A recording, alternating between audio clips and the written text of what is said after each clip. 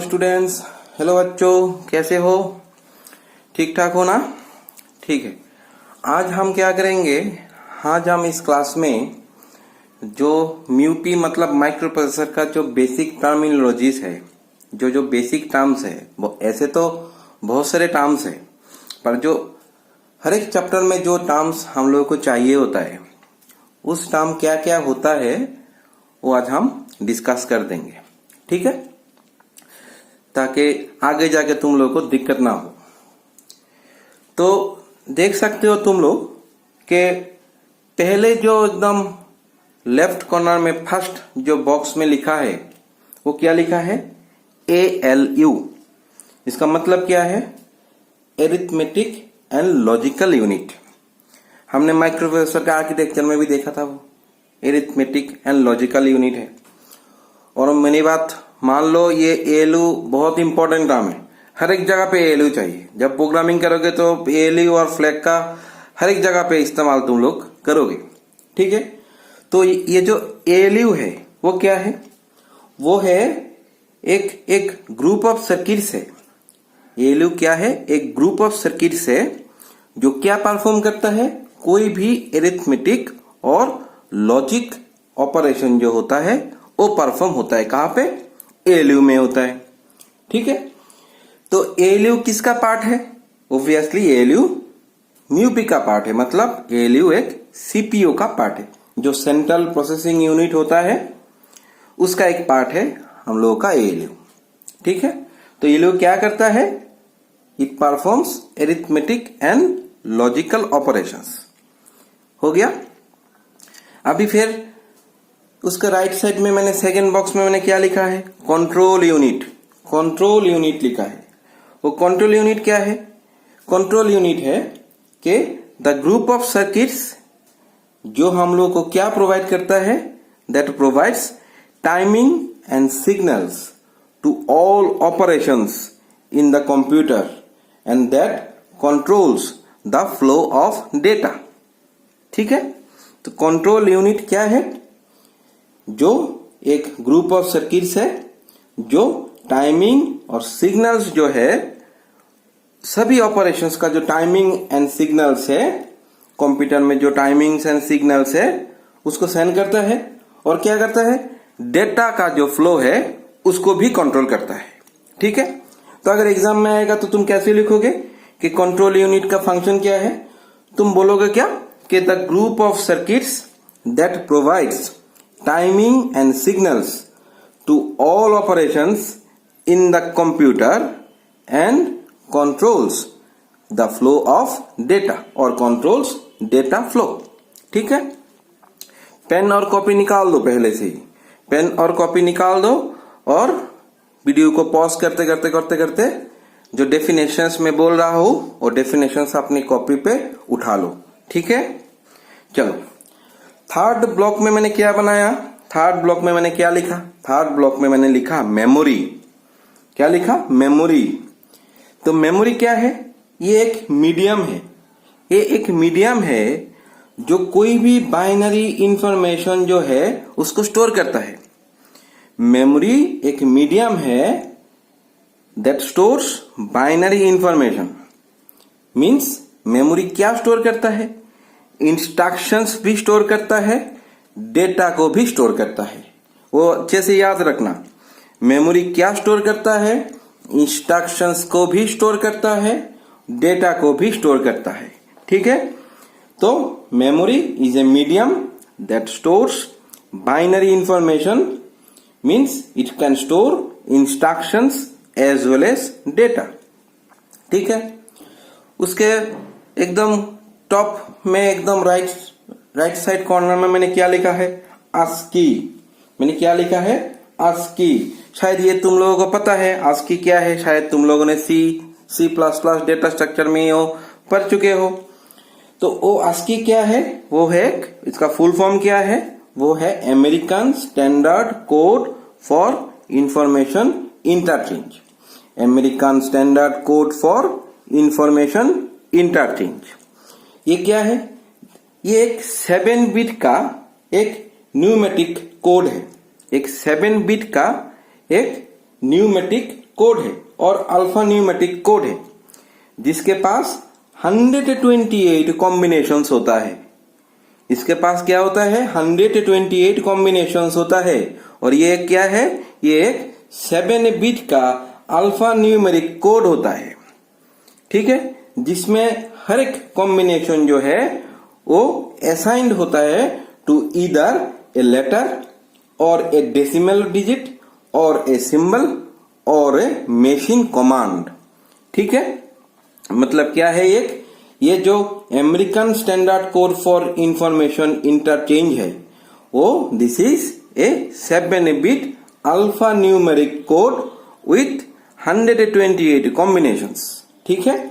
और each combination is assigned to either a letter और may be a decimal digit और a symbol और ए machine command, ठीक है। हो गया। फिर मैंने क्या लिखा है? फिर मैंने लिखा है बस, BUS, बस। वो बस ट्रेन का बस नहीं है भाई, ये बस कंप्यूटर में है। ये क्या है? एक ग्रुप ऑफ लाइंस है जो ट्रांसफर करता है। क्या ट्रांसफर करता है? बीट्स को ट्रांसफर करता है। किसके अंदर? MIUP मतलब माइक्रो प्रोसेसर, और जो उसका जो और कंपोनेंट है कंप्यूटर सिस्टम में, उसके साथ वो ट्रांसफर करता है। क्या ट्रांसफर करता है? बीट्स को ट्रांसफर करता है। मतलब ये बास क्या है? एक ग्रुप ऑफ लाइंस है that is used to transfer bits between the microprocessor and other peripherals of the computer system, ठीक है। फिर मैंने क्या लिखा है? Bit, BIT, bit. बिट मतलब एक बाइनरी डिजिट है, मतलब 0 भी हो सकता है, 1 भी हो सकता है, ठीक है। फिर मैंने क्या लिखा है? बाइट। बाइट क्या है? बाइट एक के 8 बिट का एक ग्रुप जो होता है उसको हम बाइट बोलते हैं। मतलब byte consist of a group of 8 bits, ठीक है। फिर मैंने क्या लिखा है? निबल लिखा है। निबल क्या है? निबल एक ग्रुप ऑफ 4 बिट्स है जिसको हम निबल बोलते हैं। फ्लैग रजिस्टर वाला वीडियो अगर तुम देखे हो तो देखना, वहां पे भी था nibble to nibble transfer, nibble to nibble transfer. वहां पे भी मैंने बताया था कि nibble means a group of 4 bits, ठीक है। फिर मैंने क्या लिखा है? फिर मैंने लिखा है असेंबलर। असेंबलर, असेंबलर क्या है? एक कंप्यूटर प्रोग्राम है जो ट्रांसलेट करता है assembly language program from mnemonics to the binary machine code of a computer, ठीक है। असेंबलर क्या है? एक कंप्यूटर प्रोग्राम है जो ट्रांसलेट करता है एक assembly level assembly language program from the mnemonics to the binary machine code of a computer, ठीक है। फिर मैंने नीचे थर्ड लाइन पे, थर्ड रो पे मैंने क्या लिखा है? वर्ड। थर्ड रो पे मैंने क्या लिखा है? First word. वर्ड मतलब एक group of bits the computer recognizes and processes at a time. A group of bits that the computer recognizes और and processes at a time. मतलब एक ही टाइम पे एक बीट का जो ग्रुप होता है, जो जिसको कंप्यूटर को पता होता है कि भाई ये बीट का जो ग्रुप है उसको प्रोसेस करना है, ठीक है, उसको हम क्या बोलेंगे? वर्ड बोलेंगे। फिर मैंने क्या लिखा है? इंस्ट्रक्शन लिखा है। इंस्ट्रक्शन क्या है? एक कमांड है इन बाइनरी फॉर्म। इंस्ट्रक्शन क्या है?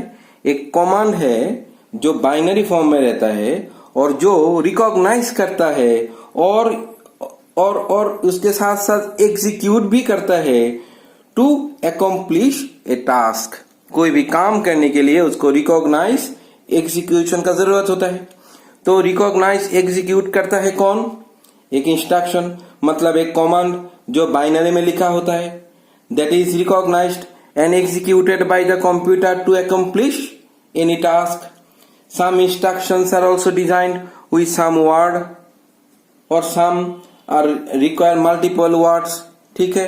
एक भी वर्ड हो सकता है, मल्टीपल वर्ड भी हो सकता है कोई भी इंस्ट्रक्शन में, ठीक है। फिर मैंने क्या लिखा है? निमोनिक लिखा है। निमोनिक क्या है?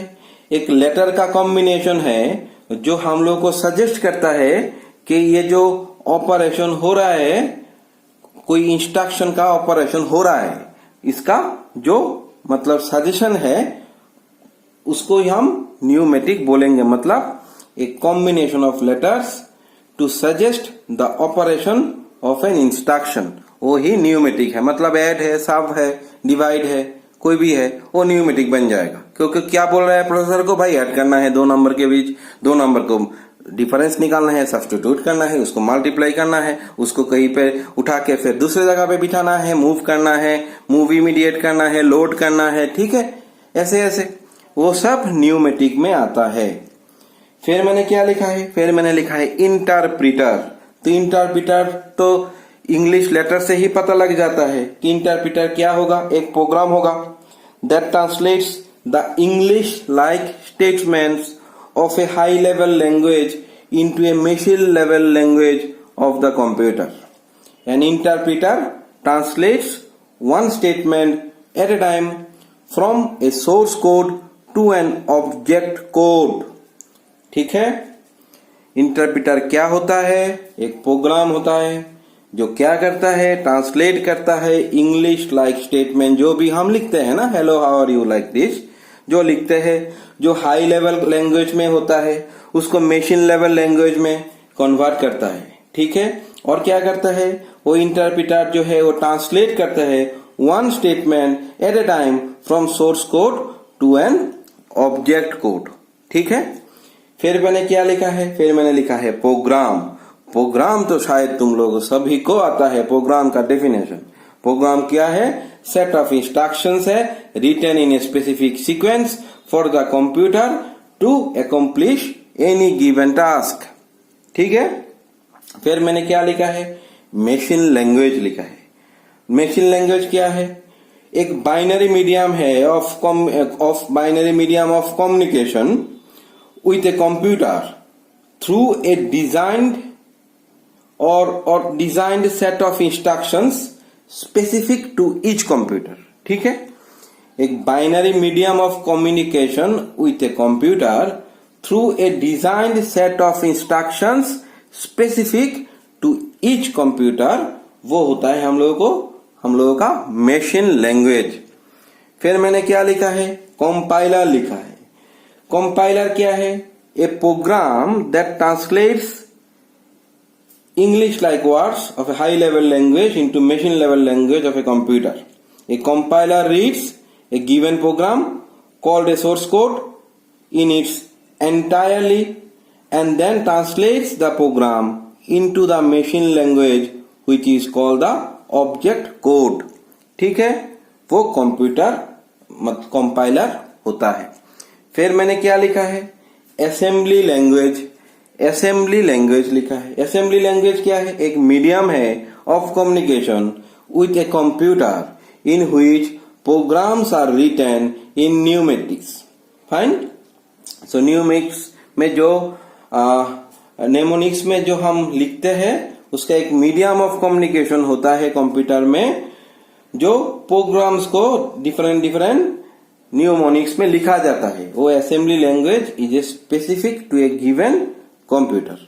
कोई भी कंप्यूटर में असेंबली लैंग्वेज स्पेसिफिक होता है। ठीक है, फिर मैंने क्या लिखा है, low level language. Low level language मतलब a medium of communication that is machine dependent और specific to a given computer.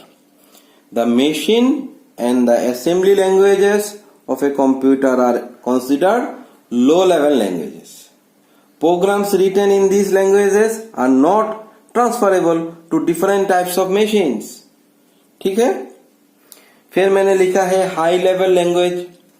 मतलब हाई लेवल लैंग्वेज क्या है, a machine a medium of communication that is independent of a given computer.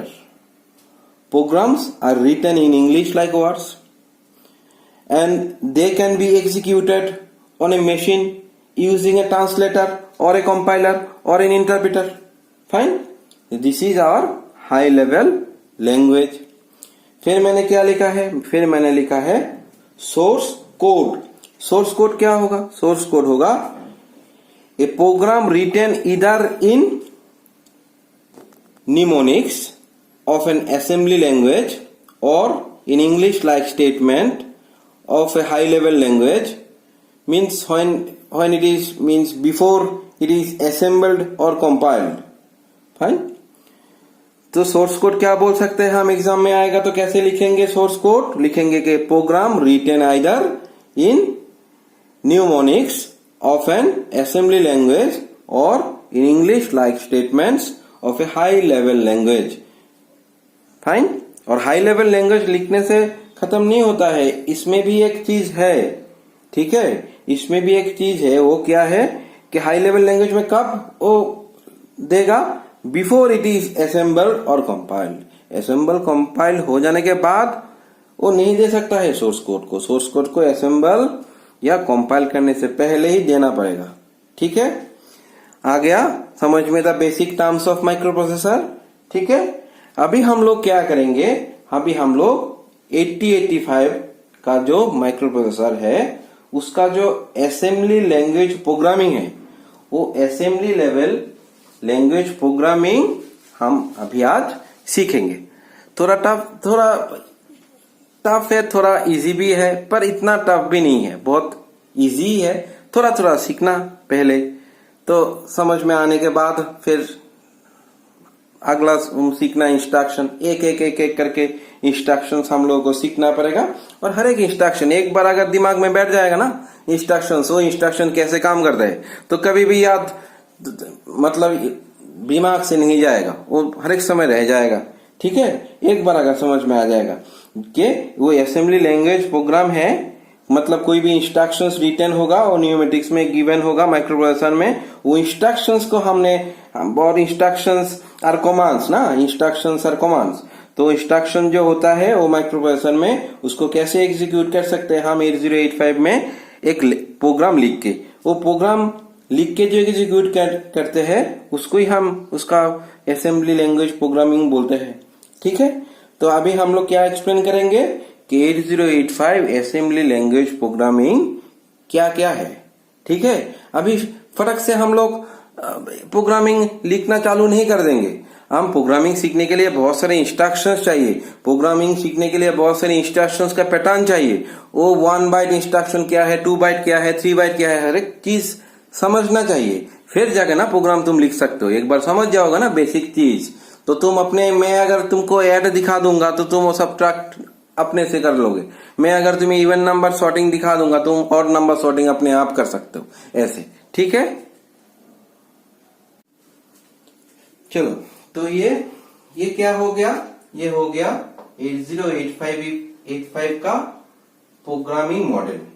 ठीक है, तो ये वाला जो पहले वाला जो ब्लॉक हम लोगों ने बनाया है, ये पूरा ब्लॉक को हम बोलते हैं हार्डवेयर मॉडल. ये पूरा ब्लॉक को क्या बोलते हैं, हार्डवेयर मॉडल. और ये जो ब्लॉक बनाया हमने जहां पे बहुत सारे रजिस्टर्स है, उसको क्या बोलते हैं, प्रोग्रामिंग मॉडल. और ये जो हमारा फ्लैग रजिस्टर है, फ्लैग रजिस्टर्स तो तुम लोगों को समझ में आ ही गया होगा. फ्लैग रजिस्टर्स तो पिछले क्लास में डिस्कस हो ही गया था. ठीक है, हार्डवेयर मॉडल में पहले देखो क्या क्या मैंने लिखा है. यहाँ पे क्या लिखा है, एक्यूमुलेटर.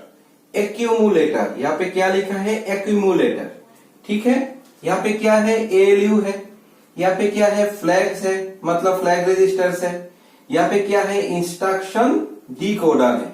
यहाँ पे क्या है, इंस्ट्रक्शन डिकोडर है.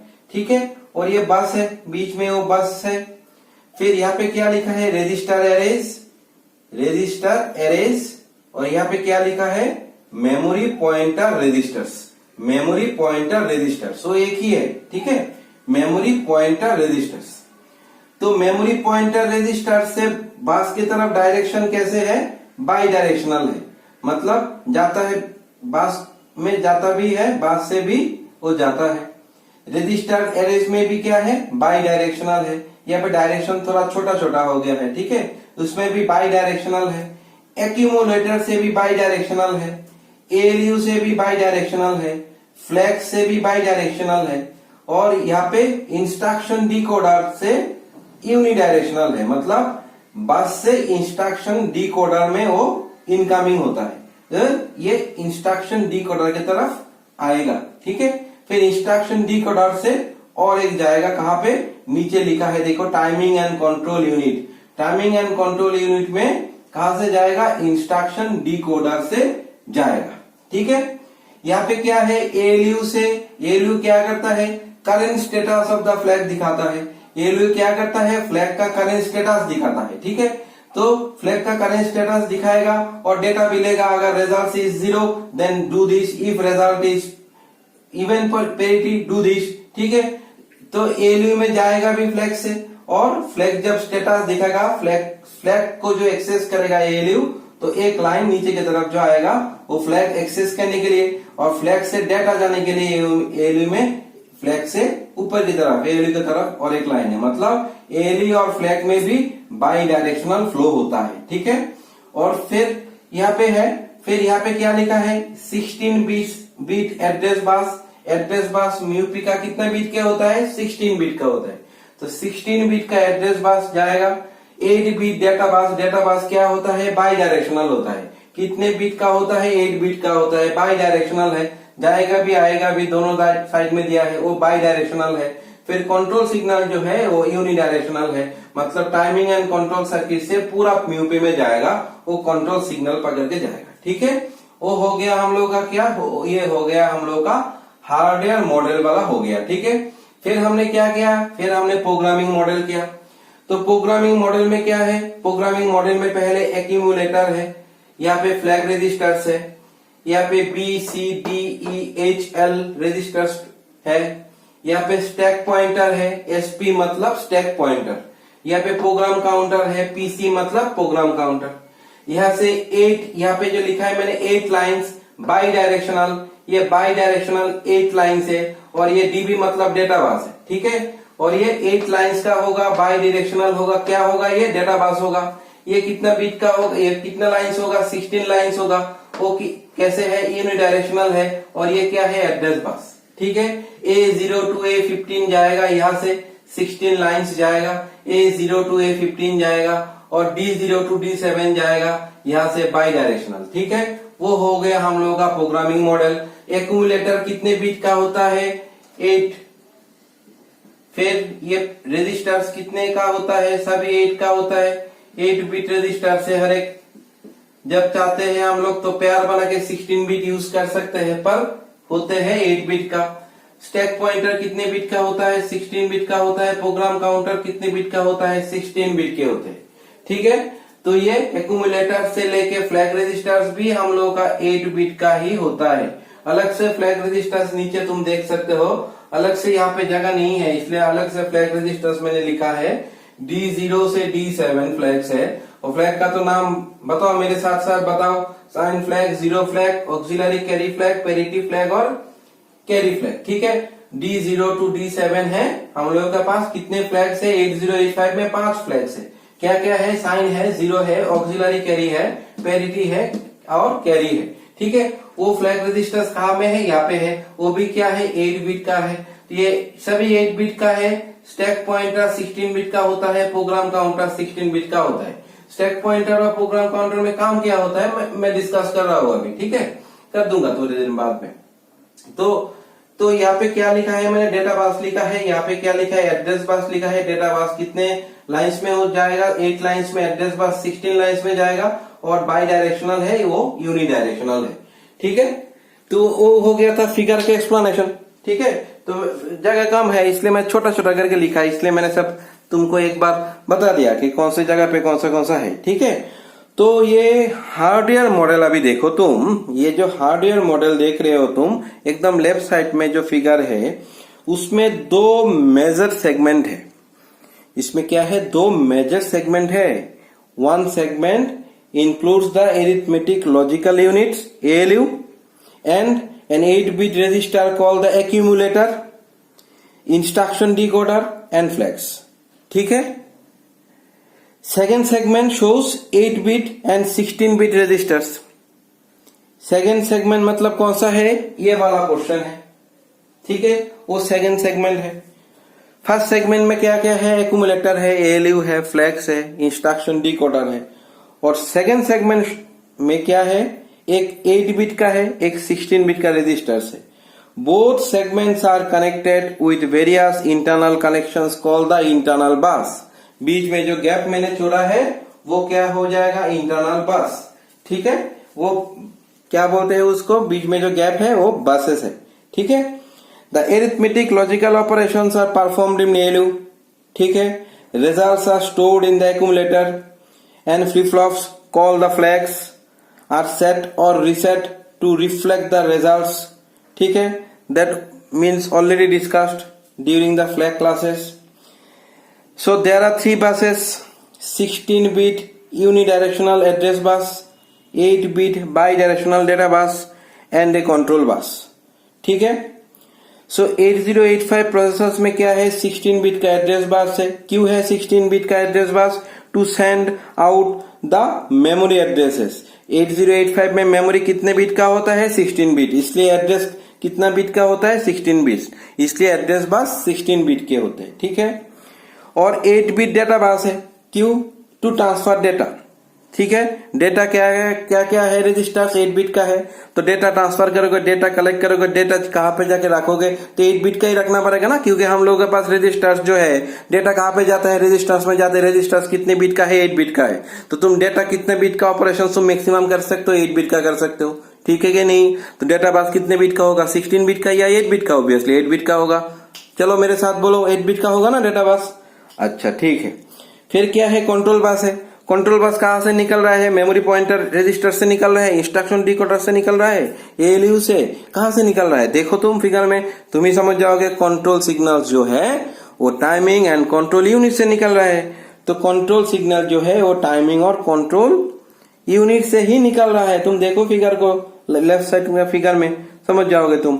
ठीक है, कंट्रोल बस जो है फॉर टाइमिंग सिग्नल्स। ठीक है, तो अभी प्रोग्रामिंग मॉडल में चलते हैं। प्रोग्रामिंग मॉडल में मतलब दाहिने तरफ का जो मॉडल है, जहाँ पे accumulator, flag, BCDEHL, stack pointer, program counter वगैरह वगैरह सब कुछ लगा है, वो तुम प्रोग्रामिंग मॉडल में अगर जाओगे तो प्रोग्रामिंग मॉडल में सबसे पहले क्या आता है, रजिस्टर्स। तो सबसे इंपॉर्टेंट क्या होगा प्रोग्रामिंग मॉडल में, रजिस्टर्स। 8085 में जनरल पर्पस रजिस्टर्स कितने हैं, 8 बिट का जनरल पर्पस रजिस्टर्स कितने हैं, 6 है। टोटल 6 जनरल पर्पस रजिस्टर्स है to store 8 bit data. These are identified as BCDEHL as shown in figure, you can see. Fine. They can be combined as register pairs. जब भी जरूरत पड़ेगा तुम BC को एक साथ, DE को एक साथ, HL को एक साथ प्यार बना के लिख सकते हो, मतलब to perform some 16 bit operations. ठीक है, जब 16 बिट ऑपरेशंस तुम लोगों को करना है तो तुम चलो अभी 8 बिट का 2 रजिस्टर्स लेके BCDEHL लेके तुम बना के कर सकते हो। ऐसे कभी भी नहीं कर सकते हो, BD एक पेयर ले लिया, DH एक पेयर ले लिया, EL एक पेयर ले लिया और BE एक पेयर ले लिया और CE एक पेयर ले लिया, ऐसे नहीं हो सकता है। जो BCDEHL उसमें ही तुम्हें पेयर लेना पड़ेगा। H और L में कौन हायर है, H हायर है, लो कौन है, L है। B और C में कौन हाई बिट का है, B हाई बिट का है, C कौन सा बिट का है, लोअर बिट का है। D और E में कौन सा हायर बिट का है, D हायर बिट का है, E लोअर बिट का है। ऐसे हायर लोअर लेके तुमको लिखना पड़ेगा। 1 2 3 4 में हायर बिट कौन सा है, 1 2 है। 1 2 कहां पे जाएगा, B में जाएगा। 3 4 कहां पे जाएगा, 3 4 जाएगा C में जाएगा। हो गया। फिर क्या है सॉफ्ट और प्रोग्रामिंग मॉडल में, और क्या है, एक्यूमुलेटर है। एक्यूमुलेटर क्या है, 8 बिट का एक रजिस्टर है जो एरिथमेटिक लॉजिकल यूनिट का एक पार्ट है। ठीक है, वो जो रजिस्टर है क्यों यूज होता है, वो यूज होता है कि ताकि वो it can store 8 bit data and perform the arithmetical logical operations. ठीक है, the result of an operation is stored in accumulator. ध्यान से तुम कॉपी में लिखना मेरे बात ये सुन के, नहीं तो आगे जाके बहुत सारे चीज तुम लोगों को समझ में नहीं आएगा। छोटा छोटा लाइन में बता रहा हूँ, इजी करके बता रहा हूँ ताकि तुम लोग को समझ में आ जाए। ठीक है, क्या है, the result of an operation is stored in the accumulator. The accumulator is also in some books you will find as register A. तो एक्यूमुलेटर के नीचे तुम देखो मैंने ए लिख के रखा है, मतलब कभी कभी एक्यूमुलेटर भी है, कोई किताब में उसको रजिस्टर ए से भी बोला जाता है। ठीक है, और क्या है प्रोग्रामिंग मॉडल में, फ्लैग्स है हम लोगों के पास। ALU में कितने फ्लैग्स है? 5 फ्लैग्स है। फ्लैग्स क्या होता है? फ्लिप फ्लॉप की तरह होता है, जिसको हम क्या कर सकते हैं? जिसको हम सेट और रीसेट कर सकते हैं। कब कर सकते हैं? After an operation according to the data conditions of the result in the accumulator. ठीक है, जब रिजल्ट्स कोई भी एक्यूमुलेटर में आता है, उसका जो डेटा कंडीशन है, अदर रजिस्टर का जो कंडीशन है, according to that we can set or we can reset these 5 flip flops that are known as flag registers. ठीक है, what are the flag registers? They are called zero flag, carry flag, sign flag, parity flag, auxiliary carry flag. Fine. So and their bit positions in the flag registers you can also see from the this means D7 में क्या है? Sign है। D6 में क्या है? 0 है। D4 में क्या है? ऑक्सिलरी कैरी है। D2 में क्या है? पैरिटी है। D0 में क्या है? कैरी है। ठीक है, तो these flags have critical importance in the decision making process of any microprocessor. The conditions, that is the set or reset of the flag register, are tested through software instructions. ठीक है, जैसे तुम ले सकते हो तुम jump JC, jump on carry ले सकते हो। जंप ऑन कैरी मतलब क्या है? It is implemented to change the sequence of the program when carry flag is set. ठीक है, और बाद में समझ जाओगे बाद में जो इंस्ट्रक्शन है। धीरे धीरे एक इंस्ट्रक्शन जब समझाएंगे तो समझ जाओगे। ठीक है, तो जीरो फ्लैग एक बार रिकैप हो जाए। जीरो फ्लैग में क्या होता है? जीरो फ्लैग कब सेट होता है? 1, जब रिजल्ट हम लोगों का 0 होता है, अदरवाइज क्या हो जाता है? रीसेट हो जाता है। चलो कैरी फ्लैग में क्या होता है? एरिथमेटिक ऑपरेशन, जब एक कैरी लेके आता है तो कैरी फ्लैग सेट बन जाता है, जब कोई कैरी नहीं होता है तो ये रीसेट बन जाता है। ठीक है, साइन फ्लैग क्या है? जब कोई भी ऑपरेशन, एरिथमेटिक ऑपरेशन जब क्या देगा? D7 में जब रिजल्ट इज इक्वल टू 1 देगा तो साइन फ्लैग सेट हो जाएगा। अगर D7 में डेटा तुम्हारा 0 होगा तो साइन फ्लैग रीसेट हो जाएगा। ठीक है, पैरिटी क्या है? रिजल्ट जब अगर इवन नंबर ऑफ वंस में आता है तो पैरिटी फ्लैग सेट हो जाता है। और नंबर ऑफ पैरिटीज और नंबर्स ऑफ 1 में आएगा तो फ्लैग रीसेट बन जाएगा। ऑक्सिलरी कैरी में क्या है? कोई भी अरिथमेटिक ऑपरेशन में जब कैरी होता है, जनरेटेड होता है by digit D3 and pass through digit D4, nibble to nibble carry जब होता है तो AC फ्लैग क्या होता है? सेट होता है, अदरवाइज ये रीसेट हो जाता है। ठीक है, हो गया। तो accumulator flag registers BCDE pair का HL रजिस्टर्स हो गया। नीचे क्या है? स्टैक पॉइंटर है और क्या है? प्रोग्राम काउंटर है। स्टैक पॉइंटर प्रोग्राम काउंटर होने से ही हम लोगों को क्या खत्म हो जाएगा? प्रोग्रामिंग का मॉडल खत्म हो जाएगा। चलो, और 2-3 मिनट में खत्म हो जाएगा प्रोग्राम काउंटर और स्टैक पॉइंटर। ठीक है, तो ये जो है दोनों ही 16 बिट का रजिस्टर्स है। वो क्यों रखा है म्यूपी में? हमने माइक्रोप्रोसेसर में क्यों रखा है? To hold the memory addresses. याद रखना, स्टैक पॉइंटर प्रोग्राम काउंटर क्या करता है? होल्ड करता है मेमोरी एड्रेस को। So the size of this registers is 16 bits because the memory address of 8085 are of 16 bits. ठीक है, एग्जाम में ऐसे क्वेश्चन पूछा जा सकता है क्योंकि 16 बिट का क्यों होता है? वाई द साइज और stack pointer of 16 bits, why program counter are of 16 bit. तो क्या लिखना पड़ेगा? Since the size of this registers is 16 bits because the memory addresses are 16 bit and this stack pointer and program counter are the two 16-bit registers used to hold the memory addresses only। And 8085 का memory 16 bit के होते हैं, इसलिए वो दोनों भी 16 bit का होता है। ठीक है, then the microprocessor uses the program counter register to sequence the execution of the instructions.